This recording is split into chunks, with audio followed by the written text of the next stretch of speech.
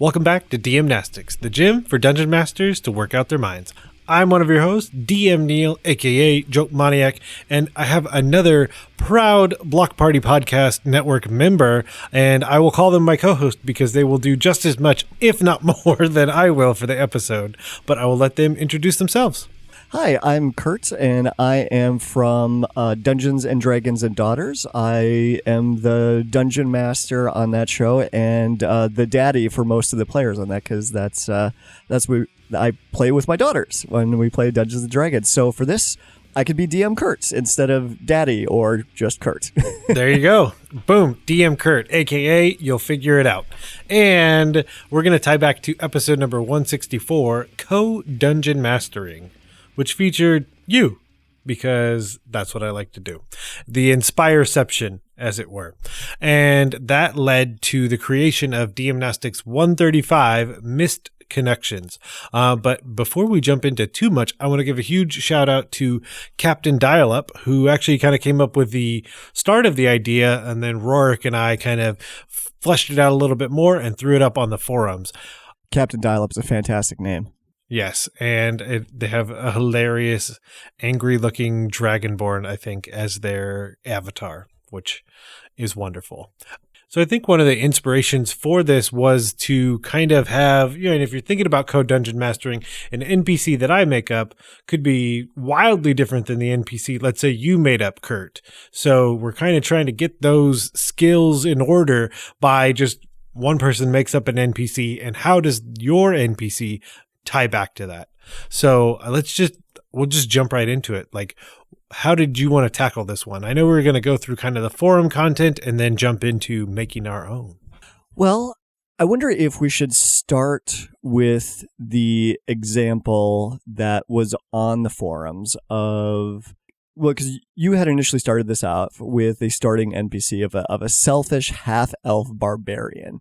And then throughout the post, as people added onto it, he ended up getting a name, and he started getting more of a backstory, and then he started getting linked to additional NPCs and how he first met them, and then got grouped up with some others and encountered others. And I just thought it was a fantastic organic display of a backstory of how like a really diverse adventuring party got together in the first place. And it made me start to think, is like, I wonder if this could be a really fantastic exercise for a beginning party for their session 0 and coming up with all the backstories, and then them figuring out how they run into each of the characters in their group. And then you have this really rich backstory for the entire group and how they all interlinked and got started in their adventuring together. That's an awesome idea. And I would totally make the group, after they were done, roll for initiative. And then that's basically where and take this idea, and that's where the story starts with whoever rolled the highest. Right. So the half-elf barbarian from a high-end gambling house who is really afraid of the dark. Yeah, let's jump into kind of the questions, and if you guys wanted to use it in your own campaign or world. So basically, who are they? What do they do? Why wouldn't they normally interact with the previous NPC? Because that was one of the big things, is also kind of going against the grain and accepting and being yes and everything like that, and just saying, okay, I know these two people should never have met in the first place, but now that they have, how do they work together? Why have these two come together? What is their initial thoughts on the other person? How do they present themselves? Any interests that they may have in common? Possible small talk that they might exchange? And our favorite question to pose in basically every Dm-Nastics exercise, anything else? So what were your thoughts on the post from Will, who gave us Jalile, the Drow debt collector, as the first NPC to interact with the selfish half-elf barbarian? Well, I liked Will twisted it a little bit because of the scenario that he came up with for Jalile, going after the half-elf barbarian, who he named as George, which is obviously brilliant name for an NPC.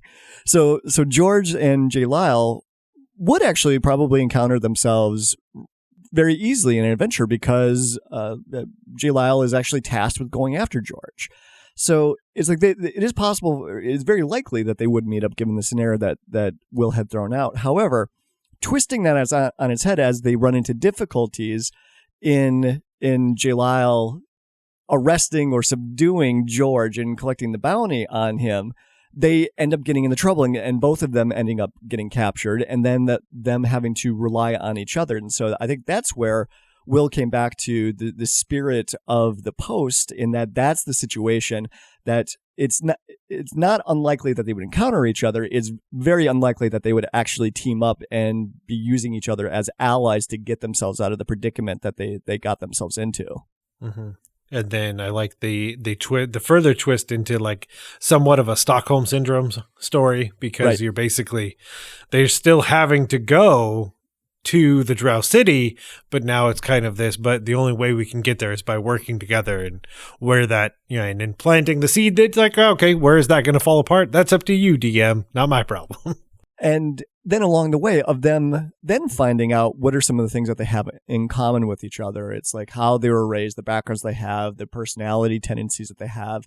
These little things start coming out between the two of them in this unlikely scenario. And then on top of that, I like the way that Will had taken it in the direction that they actually do become allies, maybe not quite friends, but at least someone that they can trust and count on. But there's always that hanging thing over that Jalal has, and that it's her duty to bring George back in and get the bounty on his head. So there's always this element of tension in the background that she could turn on him at any point in time. So it's frenemies is probably the best term for it. Perfect. If we can find any use for fun words like frenemies, it can't be bad. The next thing we got to look at, though, is from Captain Dial-Up themselves and the introduction of Count Sergio Lostinov, which, I mean, if you want to talk about an amazing NPC name, we can go ahead and say again, Count Sergio Lostinov, because that is amazing. It is a phenomenal name. That's like up there with Inigo Montoya for the name that's on there. True. It's fantastic. Yes, I would have not put those two together, but that is a good callback. So basically they're needing to pay tithes and governing the church and all these constant threats to their borders because they own this huge plot of land, which, as you can kind of tell, we're leading ourselves to a place where why would they ever interact with Jalal, the Drow debt collector, who is beholden directly to a matron mother, no less. Yeah, and it's a completely random event that throws them together. So yeah, Captain Dial-Up, I think it's like really stayed true to the intent of this posting, in that it was just a random collapse of a wall in a tunnel that causes the lands or the mines that Sergio Lostinov reigns over, and that these adventurers that were thrown together he encounters. So it's just random circumstances to put these people together. Yeah, and they do a great job. I mean, I think one of my favorite things is number 7, and kind of the banter back and forth. So Sergio, spider poison, that's absurd. Jalal, more absurd than making wine from frozen fruit. Shouldn't plants die off in this cold? I know I'm about to if we stay out much longer. Amazing. Like the built-in dialogue ready to go. I mean, it's so great. Yeah. And building on top of, we're going back to the original question. So again, going back to the spirit of the post that you had started with, this is, are there any interests they may have in common? And I find it such a fascinating and random detail that flushes it out so much from Captain Dial-Up about they have a shared surprising interest in wine, and that's what cues up that conversation back and forth between them. Whoever thought that these two kinds of characters would like such a similar thing. Well, and I feel like it lends itself to kind of that, I don't want to say cliche, I think I'll use trope as a better way to say it, but and there's just these two haggard characters that have no reason to be together, and then just clinking those bottles of ice wine together and throwing some back after some crazy battle that they had together. So we've kind of set ourselves up, and we can play off of Count Sergio Lostinov, but that means you and I get to lift the mental weights right now. Lifting weights is what I do. Look at me. Lift these weights. Okay, so we're going to jump right into lifting those mental weights. Word on the street, Curt, is that you have something that you're ready to go with right now. I do. So I started thinking about George, the half-elf barbarian that Will had named in the post. So I'm just going to stick with that because I love that name so much. Perfect. So George, I really liked the detail that you had in there about him being really afraid of the dark. And I started thinking about, well, how did that fear come about in the first place? And the idea that came to me was that it was some sort of an accident, whether it could have been something that was magical to happen, or maybe it was a natural phenomenon that caused George to lose his dark vision as a half-elf. And I could see that being a really traumatic event for anyone losing parts, if not one of their main senses. That would be a really terrifying thing for that person to end up going through. And so I felt like then that turned that into something that would be easier to play off of from a story wise and maybe from a role playing perspective as well for the player characters, if you had a more legitimate reason behind him being really, really scared. Granted, I love the idea of it being a goof, and there's lots of jokes and fun that you could have with it. I just wanted to give it a little bit more gravitas, a little bit more, a little bit more drama behind it, and why he ended up that way. And so once I started going down that path and thinking about that, then the very not natural, but the very sort of mundane reason that he lost his night vision is because, well, he is a selfish barbarian who likes to gamble. And I took that to mean that maybe he's not the most wise person in the world, and that maybe he stared at a solar eclipse for too long and he didn't lose his vision, but he did lose his dark vision. And so ever since that moment, he's been afraid of the dark because he can't see in the dark anymore. Oh, that's so good, especially with the premise of I bet you can't stare at the sun this long. I bet I can. Well, challenge accepted. Well, and because if you think about it, I mean, you're relearning, and now the thing that basically you could see and were comfortable in is no longer that, and every shadow and I think maybe even the hint of the dark vision is still there, but it's more that it's bad than it is just completely gone. And so seeing shadows that aren't there and seeing faint shimmers or things like that. So then they're terrified of the dark because they don't have any idea what's actually there. Oh, that's a really fantastic idea, because then you don't know, is this NPC hallucinating, or is it actually just remnants of their dark vision coming back? Or maybe it's like sunspots. It's like maybe that's part of their vision as well, is like as they make the transition from light to dark, they still get the shadows or the remnants of what they saw in the light coming across in the dark, and it makes it feel like that there's things that are there that aren't. Ooh, that's good. So building on top of that, so coming up with this really legitimate, well, I don't know if it's legitimate, but coming up with this mundane reason again for why George lost his vision. So then I started thinking about, so where can I go from there? How can I play off of that for another NPC to run into George? And for some reason I immediately went towards some sort of a wizard diviner character. And she is an NPC, a wizard specializing in divination magic. And she was actually studying the solar eclipse at the time to help in proving some theories that she had about some new spells she was trying to develop, or new divination techniques. And it just so happens that at that time that she was studying that, George took the bet to stare at the solar eclipse for far too long, lost his dark vision. And these were all things that coincided that a group of adventurers had come in through town, and George lost a bet with the rogue in the group, and the group also caused some sort of mischief for the local lords that the diviner wizard was providing services to, and ended up causing her premonitions or divinations to be false. And so then I pictured kind of an on the road sort of odd couple going after the group of adventurers. One going after them for revenge, trying to get their money back. The other one going after them from some sort of magical research drive to try and figure out how is it that this group of adventurers proved her magic and her prophecies wrong. She wants to know how they did that and seeing if that's maybe another branch of research that she could get into. And so the two characters need each other going after the players because George, he needs her magic to keep the darkness away at night, and she needs George because he's got those strong arms and he's ready to punch things in the face on the road. Oh, that's so good. I love it. Did you have did I miss it? Did you have a name for this divination wizard?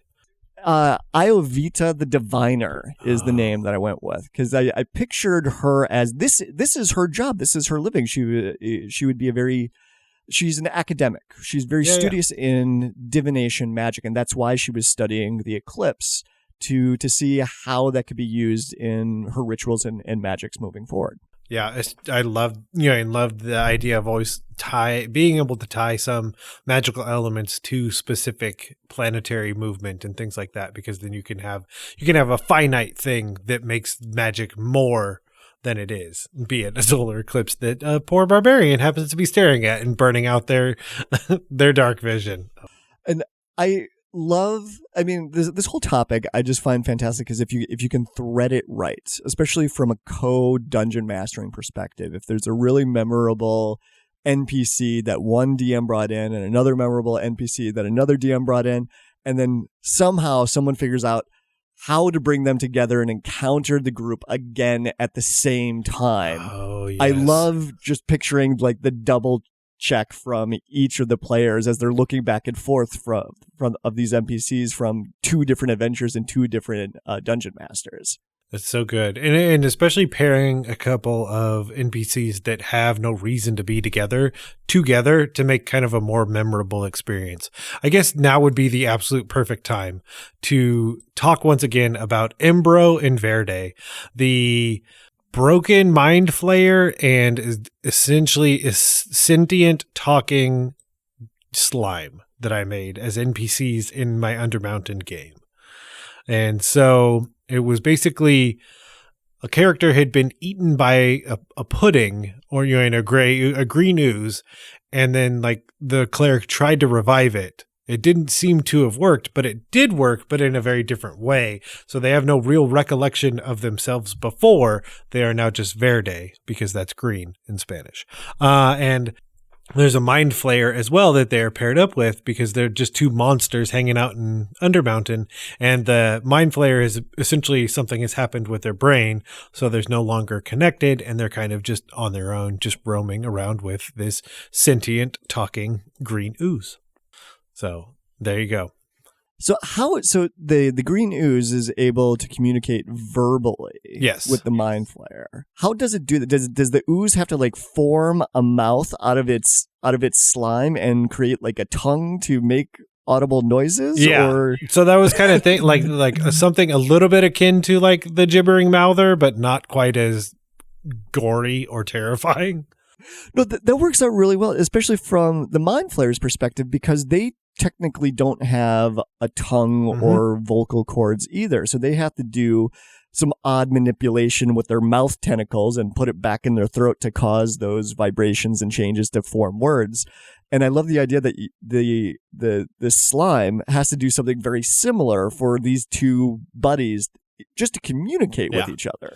Yep. And like that was the first interaction was basically the slime saying something like, wait. Normally this goes very bad for us, but please don't attack us. And then the conversation happened. But I think with that, on the note of Embro and Verde, I think we've done it. We've done it once again. We have lifted the mental weights. But that leads me to asking my most important question, which is, where can people go on the internet to find all the awesome stuff you're doing? Well, I am probably the most active on Twitter as far as the social media is concerned, and I'm at Daughter Dungeon. So that's the handle I use for the show, Dungeons and Dragons and Daughters, but we're on Facebook, we're on Instagram. You can also check out our website, dungeonsdragonsdaughters.com. You can also find us on the Block Party Podcast Network. Yes, you can. And I think, we have links to everything on blockpartypodcastnetwork.com. And of course, we'll have all the links in the show notes. But rather than let these mental gains go to waste, let's head over to Taking Your Supplements. Taking your supplements! So today on Taking Your Supplements, we're going to highlight something that recently came out on the DM's Guild, because that is a wonderful place for you to peruse. And it is called Extraordinary Inns and Taverns, and I know who made it.